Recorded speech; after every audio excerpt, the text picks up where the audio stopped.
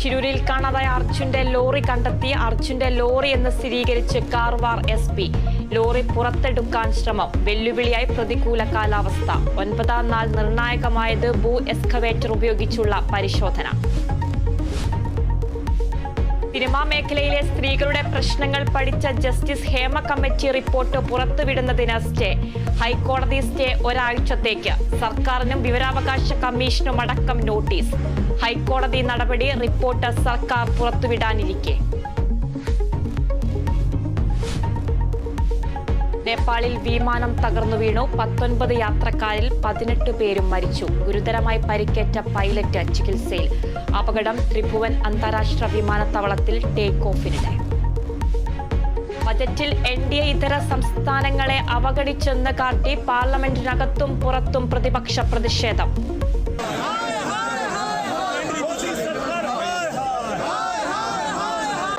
In the true spirit of democracy, they don't even want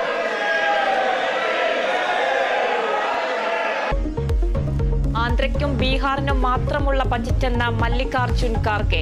ബജറ്റിൽ എല്ലാ സംസ്ഥാനങ്ങളെയും പേര് പറയാനാകില്ലെന്ന് ധനമന്ത്രിയുടെ മറുപടി.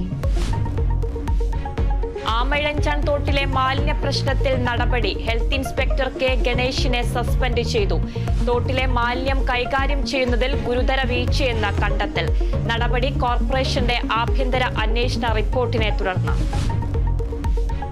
ഇടുക്കി മറയൂരിൽ ജനവാസ മേഖലയിൽ വീണ്ടും കാട്ടാനക്കൂട്ടം. നിർമ്മാണത്തിലിരുന്ന റിസോർട്ടിന്റെ ഗേറ്റ് തകർത്തു.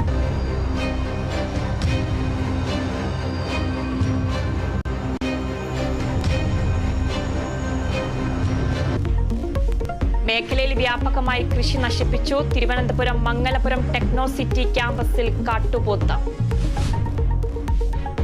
പാരീസ് ഒളിമ്പിക്സിന് ഇനി മണിക്കൂറുകളുടെ കാത്തിരിപ്പ്. മത്സരങ്ങൾക്ക് ഇന്ന് തുടക്കം. ഇന്ത്യൻ താരങ്ങൾക്ക് നാളെ അരങ്ങേറ്റം.